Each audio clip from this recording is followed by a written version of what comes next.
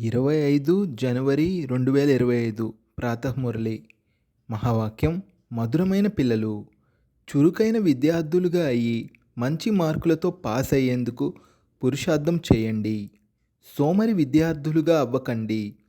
ఎవరికైతే రోజంతా మిత్ర సంబంధీకులు గుర్తుకొస్తూ ఉంటారో వారు సోమరులు. ప్రశ్న: సంగమయుగంలో అందరికంటే భాగ్యశాలి అని ఎవరిని అంటారు? జవాబు: ఎవరైతే తమ తనువు, మనస్సు, ధనము అన్నింటినీ సఫలం చేసుకున్నారో లేక చేస్తూ ఉన్నారో వారు భాగ్యశాలి. కొందరైతే చాలా పిసినారులుగా ఉంటారు. ఇక వారి భాగ్యంలో లేదని అర్థం చేసుకోవడం జరుగుతుంది. వారు వినాశనం ఎదురుగా నిలబడి ఉంది, ఎంతో కొంత చేసుకోవాలి అని అర్థం చేసుకోరు. భాగ్యశాలి పిల్లలు అర్థం చేసుకుంటారు. తండ్రి ఇప్పుడు సమ్ముఖంగా వచ్చారు. మేము మా సర్వస్వాన్ని సఫలం చేసుకోవాలి. ధైర్యమును ఉంచి అనేకుల భాగ్యాన్ని తయారు చేసేందుకు నిమిత్తమవ్వాలి అని. పాట: భాగ్యాన్ని మేల్కొల్పుకొని వచ్చాను. ఓం శాంతి. పిల్లలైన మీరు భాగ్యాన్ని తయారు చేసుకుంటున్నారు. గీతలో శ్రీకృష్ణుని పేరు వేసేశారు. మరియు నేను నీకు రాజయోగాన్ని నేర్పిస్తాను అన్న భగవానువాచ ఉందని అంటారు. ఇప్పుడు కృష్ణ భగవానువాచ అయితే కాదు. ఈ శ్రీకృష్ణ అనేది మీ లక్ష్యము, ఉద్దేశ్యము. నేను మిమ్మల్ని రాజులకే రాజులుగా తయారు చేస్తాను అన్నది శివ భగవానువాచ.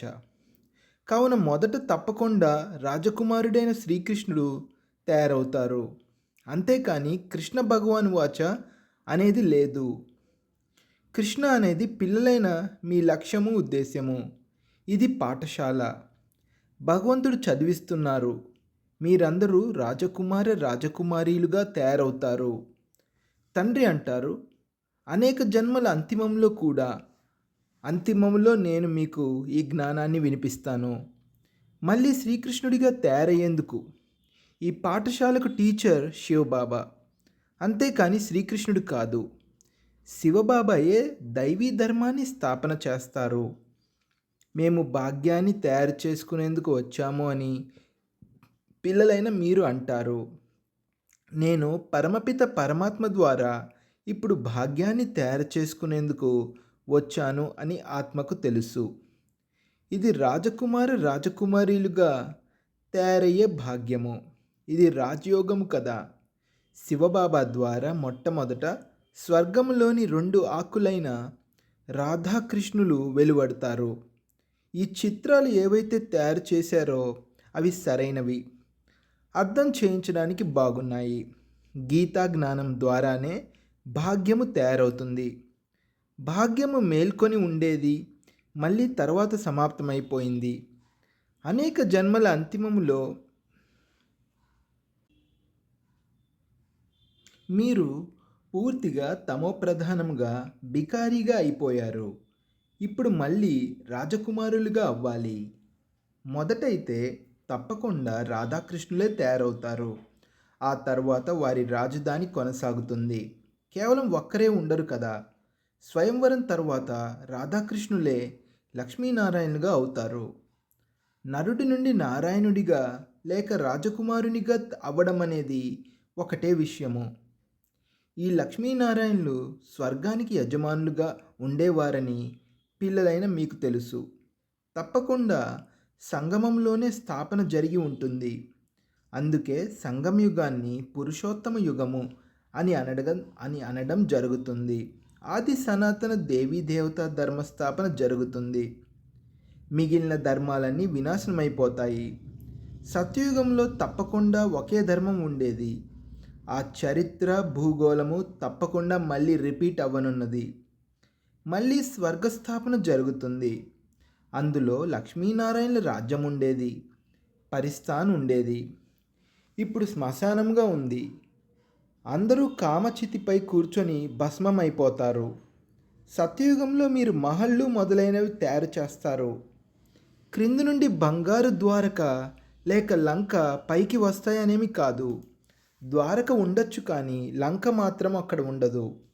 స్వర్ణిమ యుగము అని రామరాజ్యాన్ని అంటారు. సత్యమైన బంగారం ఏదైతే ఉండేదో దానినంతటినీ దోచుకుపోయారు. భారత్ ఎంత సంపన్నంగా ఉండేదో మీరు అర్థం చేయిస్తారు. ఇప్పుడు నిరుపేదగా అయిపోయింది. నిరుపేద అనే పదము రాయడం తప్పేమీ లేదు. సత్యయుగంలో ఒకే ధర్మం ఉండేదని మీరు అర్థం చేయించవచ్చు. అక్కడ ఇతర ధర్మాలేవి ఉండవు. అలా ఎలా అవుతుంది? కేవలం దేవతలే ఉంటారా అని కొందరు అంటారు. అనేక మతాంతరాలు ఉన్నాయి. ఒకదానితో ఒకటి కలవదు. ఎంత విచిత్రము! ఎంతమంది పాత్రధారులు ఉన్నారు? ఇప్పుడు స్వర్గస్థాపన జరుగుతోందని మనము స్వర్గవాసులుగా అవుతామని గుర్తుంటే సదా హర్షితముఖులుగా ఉంటారు. పిల్లలైన మీకు చాలా సంతోషం ఉండాలి. మీ లక్ష్యము ఉద్దేశమైతే ఉన్నతమైనది కదా. మనము మనుషుల నుండి దేవతలుగా స్వర్గవాసులుగా అవుతాము. స్వర్గస్థాపన జరుగుతూ ఉందని కూడా బ్రాహ్మణులైన మీకే తెలుసు. ఇది కూడా సదా గుర్తుండాలి. కానీ మాయ గడియ గడియ మరపింపచేస్తుంది. భాగ్యంలో లేకపోతే బాగుపడరు. అబద్ధాలు చెప్పే మా అలవాటు అర్ధకల్పం నుండి ఏర్పడింది. అది ఇప్పుడు పోవడం లేదు. అసత్యాన్ని కూడా సంపదగా భావించి ఉంచుకుంటారు. దాన్ని వదలకపోతే ఇక వీరి భాగ్యమే ఇలా ఉంది అని అర్థం చేసుకోవడం జరుగుతుంది.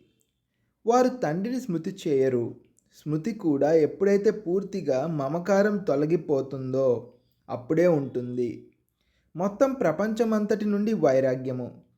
మిత్ర సంబంధీకులు మొదలైన వారిని చూస్తూ కూడా చూడనట్లు ఉండాలి.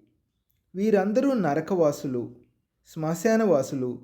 వీరందరూ అంతమైపోనున్నారు అని తెలుసు.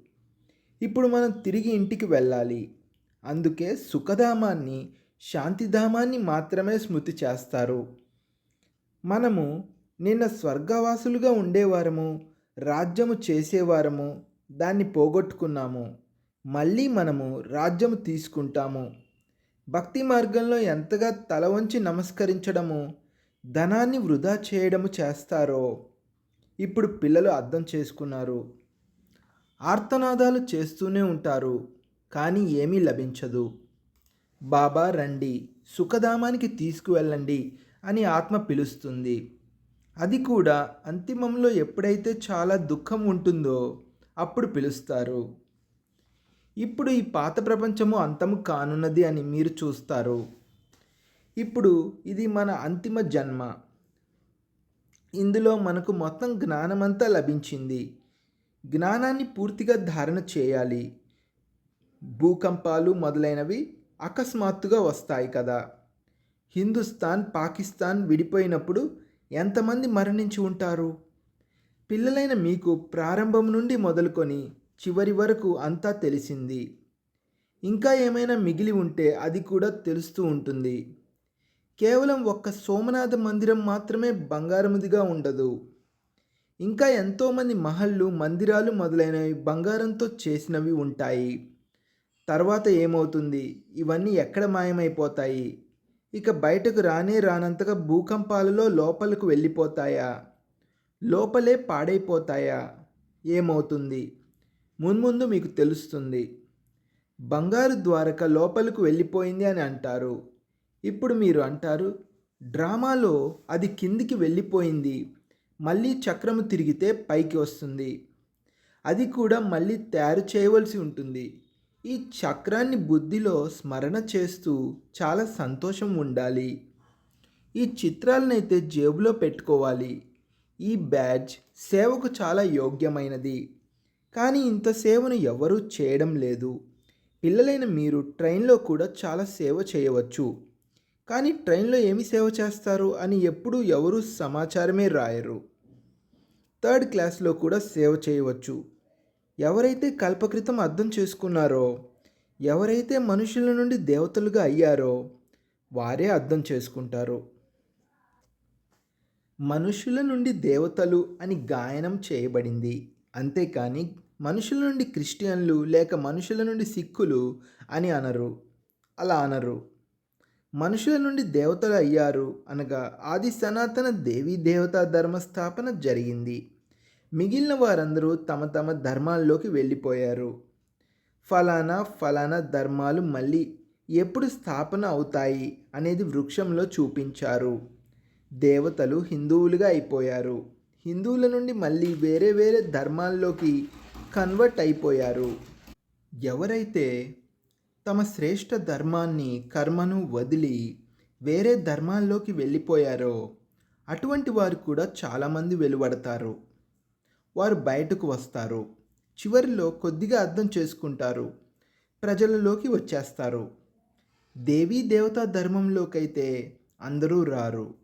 అందరూ తమ తమ సెక్షన్లలోకి వెళ్ళిపోతారు. మీ బుద్ధిలో ఈ విషయాలన్నీ ఉన్నాయి. ప్రపంచంలో ఏమేమి చేస్తూ ఉంటారు? ధాన్యము కోసం ఎన్ని ఏర్పాట్లు చేసుకుంటారు? పెద్ద పెద్ద మెషిన్లు పెడుతూ ఉంటారు. కానీ జరిగేదేమీ లేదు. సృష్టి తమోప్రధానంగా అవ్వవలసిందే. మెట్లు కిందకు దిగవలసిందే. డ్రామాలో ఏదైతే నిశ్చితమై ఉందో అది జరుగుతూ ఉంటుంది. మళ్ళీ కొత్త ప్రపంచ స్థాపన జరగవలసిందే. ఇప్పుడు సైన్స్ ఏదైతే నేర్చుకుంటున్నారో కొన్ని సంవత్సరాలలో అందులో చాలా తెలివైన వారిగా అయిపోతారు. దానితో అక్కడ చాలా మంచి మంచి వస్తువులు తయారవుతాయి. ఈ సైన్స్ అక్కడ సుఖం ఇచ్చేదిగా ఉంటుంది. ఇక్కడ సుఖము కొద్దిగానే ఉంది, దుఃఖము ఎక్కువగా ఉంది. ఈ సైన్స్ వెలువడి ఎన్ని సంవత్సరాలైంది? ఇంతకుముందైతే ఈ విద్యుత్తు, గ్యాస్ మొదలైనవేమీ ఉండేవి కాదు. ఇప్పుడు ఏమైపోయిందో చూడండి. ఇక్కడ నేర్చుకున్నది అక్కడకు తీసుకువెళ్తారు. త్వరగా పని అయిపోతూ ఉంటుంది. అక్కడ కూడా ఇల్లు ఎలా తయారవుతాయో చూడండి. అంతా రెడీగా ఉంటుంది. ఎన్ని అంతస్తులు తయారు చేస్తారు? అక్కడ ఇలా ఉండదు. అక్కడైతే అందరికీ తమ తమ పొలాలు ఉంటాయి. ట్యాక్స్ మొదలైనవి ఏమీ ఉండవు. అక్కడైతే అపారమైన ధనం ఉంటుంది. భూమి కూడా చాలా ఉంటుంది. నదులైతే అన్నీ ఉంటాయి, కానీ కాలువలు ఉండవు. వాటిని తర్వాత తవ్వుతారు. మాకు డబల్ ఇంజన్ లభించింది అని పిల్లలకు లోపల ఎంత సంతోషం ఉండాలి. పర్వతాలపై ట్రైన్కు 2 ఇంజన్లు ఉంటాయి. పిల్లలైన మీరు కూడా ఒక వేలు అందిస్తారు కదా. మీరు ఎంత తక్కువ మంది ఉన్నారు. మీ మహిమ కూడా గానం చేయబడ్డది. మనము ఈశ్వరీయ సేవాదారులమని మీకు తెలుసు. శ్రీమతంపై సేవ చేస్తున్నాము. బాబా కూడా సేవ చేయడానికి వచ్చారు. ఏకధర్మ స్థాపనను, అనేక ధర్మాల వినాశనాన్ని చేయిస్తారు. కాస్త ముందుకు వెళ్ళి చూస్తే చాలా హంగామాలు జరుగుతాయి. ఎక్కడైనా గొడవపడి బాంబులు వేస్తారేమో అని ఇప్పుడు కూడా భయపడుతున్నారు. వివేకం ఇంకా ఆలస్యము ఉందని చెప్తుంది. నిప్పురవ్వలైతే ఎన్నో అంటుకుంటూ ఉంటాయి. గడియ పరస్పరం యుద్ధాలు చేసుకుంటూనే ఉంటారు. పాత ప్రపంచము అంతమయ్యేదే ఉంది అని పిల్లలకు తెలుసు. తర్వాత మనము మన ఇంటికి వెళ్ళిపోతాము. ఇప్పుడు 84 జన్మల చక్రం పూర్తయింది. అందరూ కలిసి వెళ్ళిపోతారు. మీలో కూడా కొద్దిమందికే ఇది క్షణక్షణము గుర్తుంటుంది. డ్రామానుసారంగా చురుకైన వారు మరియు సోమరులు 2 రకాల విద్యార్థులు ఉన్నారు. చురుకైన విద్యార్థులు మంచి మార్కులతో పాస్ అయిపోతారు. ఎవరైతే సోమరులుగా ఉంటారో వారికైతే రోజంతా కొట్లాడడము, గొడవ పడడము తోటే సరిపోతుంది. తండ్రిని స్మృతి చేయరు. రోజంతా మిత్ర సంబంధీకులే చాలా గుర్తుకు వస్తూ ఉంటారు. ఇక్కడైతే అన్నీ మర్చిపోవలసి ఉంటుంది. మనము ఆత్మ ఈ శరీరము రూపీ తోక వేలాడుతుంది. మనము కర్మాతీత అవస్థకు చేరుకున్న తరువాత ఈ తోక వదిలిపోతుంది. ఇదే చింత ఉంది. కర్మాతీత అవస్థకు చేరుకున్నామంటే ఈ శరీరము సమాప్తమైపోతుంది. మనము శ్యామము నుండి సుందరముగా అయిపోతాము. కష్టపడాలి కదా. ప్రదర్శనలో కూడా చూడండి ఎంత కష్టపడతారు. భోపాల్కు చెందిన మహేంద్రను చూడండి, వారు ఎంత ధైర్యం చూపించారు. ఒంటరిగా ఎంత కష్టపడి ప్రదర్శని మొదలైనవి చేస్తుంటారు. ఆ కష్టానికి ఫలితం కూడా లభిస్తుంది కదా. ఒక్కరే ఎంత అద్భుతము చేస్తారు, ఎంతమందికి కళ్యాణం చేశారు, మిత్ర సంబంధికులు మొదలైన వారి సహాయముతోనే ఎంత పని చేశారు. అద్భుతము కదా. మిత్ర సంబంధికులకు అర్థం చేయించేవారు ఈ ధనము మొదలైనవన్నీ ఈ కార్యంలో ఉపయోగించండి. ఉంచుకొని ఏం చేస్తారు? ధైర్యంతో సెంటర్ కూడా తెరిచారు. ఎంతమంది భాగ్యాన్ని తయారు చేశారు. ఇలాంటి వారు 5-7 మంది తయారైతే ఎంత సేవ అవుతుంది. కొందరైతే చాలా పిసినారులుగా ఉంటారు.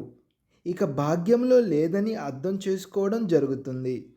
వినాశనం ఎదురుగా ఉంది, ఎంతో కొంత చేసుకోవాలి అని అర్థం చేసుకోరు. ఇప్పుడు మనుషులు ఏదైతే ఈశ్వరార్థము దానము చేస్తారో దానికి ఏమీ లభించదు. ఇప్పుడు ఈశ్వరుడైతే స్వర్గరాజ్యాన్ని ఇవ్వడానికి వచ్చారు. దాన పుణ్యాలు చేసేవారికి ఏమీ లభించదు. సంగమంలో ఎవరైతే తమ తనువు, మనస్సు, ధనము అన్నింటినీ సఫలం చేసుకున్నారో లేక చేసుకుంటూ ఉన్నారో వారు భాగ్యశాలురు. కానీ భాగ్యంలో లేకపోతే అర్థమే చేసుకోరు. వారు కూడా బ్రాహ్మణులే, మనము కూడా బ్రాహ్మణులే అని మీకు తెలుసు. మనం ప్రజాపిత బ్రహ్మకుమార కుమారీలము. ఎంతమంది బ్రాహ్మణులు ఉన్నారు? వారు కుఖవంశావళి, మీరు ముఖవంశావళి. శివ జయంతి సంగమంలో జరుగుతుంది. ఇప్పుడు స్వర్గము తయారు చేయడానికి తండ్రి మన్మనాభవ అనే మంత్రాన్ని ఇస్తారు. నన్ను స్మృతి చేసినట్లయితే మీరు పవిత్రంగా అయ్యి పవిత్ర ప్రపంచానికి యజమానులుగా అవుతారు. ఇలా యుక్తిగా కరపత్రాలను ముద్రించాలి. ప్రపంచంలో ఎంతోమంది చనిపోతారు కదా. ఎక్కడైనా ఎవరైనా చనిపోతే అక్కడ కరపత్రాలను పంచాలి. తండ్రి ఎప్పుడైతే వస్తారో అప్పుడే పాత ప్రపంచ వినాశనము జరుగుతుంది. మరియు ఆ తర్వాత స్వర్గద్వారాలు తెరుచుకుంటాయి. ఒకవేళ ఎవరైనా సుఖధామానికి వెళ్ళాలనుకుంటే దానికి మంత్రము మన్మనాభవ. ఇలాంటి రసవత్తరముగా ముద్రించబడ్డ కరపత్రాలు అందరి వద్ద ఉండాలి. శ్మశానంలో కూడా పంచచ్చు. పిల్లలకు సేవ అభిరుచి ఉండాలి. సేవాయుక్తులనైతే ఎన్నో తెలియజేశారు. ఇది చాలా బాగా వ్రాయాలి. లక్ష్యము, ఉద్దేశము అయితే వ్రాసి ఉంది. అర్థం చేయించేందుకు చాలా మంచి యుక్తి కావాలి. అచ్చా, మధురాతి మధురమైన సికీలదే పిల్లలకు మాతాపిత బాప్దాదాల ప్రియస్మృతులు మరియు గుడ్ మార్నింగ్. ఆత్మిక పిల్లలకు ఆత్మిక తండ్రి నమస్తే. ధారణ కొరకు ముఖ్య సారము. మొదటి పాయింట్, కర్మాతీత అవస్థను ప్రాప్తి చేసుకునేందుకు ఈ శరీరం రూపీ తోకను మర్చిపోవాలి. ఒక తండ్రి తప్ప మిత్ర సంబంధికులు మొదలైన వారెవరూ గుర్తుకు రాకూడదు. ఈ కృషి చేయాలి. రెండో పాయింట్, శ్రీమతముపై ఈశ్వరీయ సేవాదారులుగా అవ్వాలి. తనువు, మనసు, ధనము అన్నింటినీ సఫలం చేసుకొని తమ ఉన్నతమైన భాగ్యాన్ని తయారు చేసుకోవాలి. వరదానము, కర్మభోగము రూపీ పరిస్థితి యొక్క ఆకర్షణను కూడా సమాప్తము చేసే సంపూర్ణ నష్టోమోహాభవ. వివరణ, ఇప్పటి వరకు ప్రకృతి ద్వారా తయారైన పరిస్థితులు అవస్థను తమ వైపుకు ఎంతో కొంత ఆకర్షిస్తూ ఉంటాయి. అన్నింటికన్నా ఎక్కువగా తమ దేహం యొక్క లెక్కాచారము, మిగిలిపోయి ఉన్న కర్మభోగము రూపంలో వచ్చే పరిస్థితి తన వైపుకు ఆకర్షిస్తుంది. ఎప్పుడైతే ఈ ఆకర్షణ కూడా సమాప్తమైపోతుందో అప్పుడు సంపూర్ణ నష్టోమోహ అని అంటారు.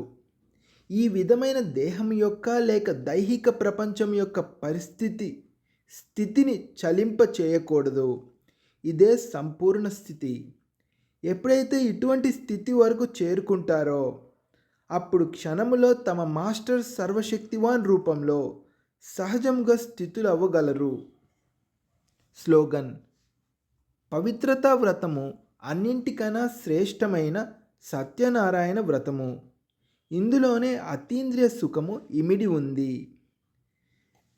అవ్యక్త పాయింట్, మీ శక్తిశాలి మనసా ద్వారా సకాష్ను ఇచ్చే సేవ చేయండి. మనసా సేవ అనంతమైన సేవ. ఎంతగా మీరు మనసు ద్వారా, వాణి ద్వారా స్వయం శాంపుల్‌గా అవుతారో, శాంపుల్‌ను చూసి స్వతహాగానే ఆకర్షితులవుతారు. ఏ స్థూల కార్యాన్ని చేస్తున్నా కూడా మనసా ద్వారా వైబ్రేషన్లను వ్యాపింపజేసే సేవను చేయండి. ఏ విధంగా ఎవరైనా వ్యాపారస్తులు ఉంటే వారు స్వప్నంలో కూడా తమ వ్యాపారాన్ని చూస్తూ ఉంటారు. అలా మీ పని విశ్వ కళ్యాణము చేయటము. ఇదే మీ ఆక్యుపేషన్, వృత్తి. ఈ ఆక్యుపేషన్‌ను స్మృతిలో ఉంచుకొని సదా సేవలో బిజీగా ఉండండి. ఓం శాంతి.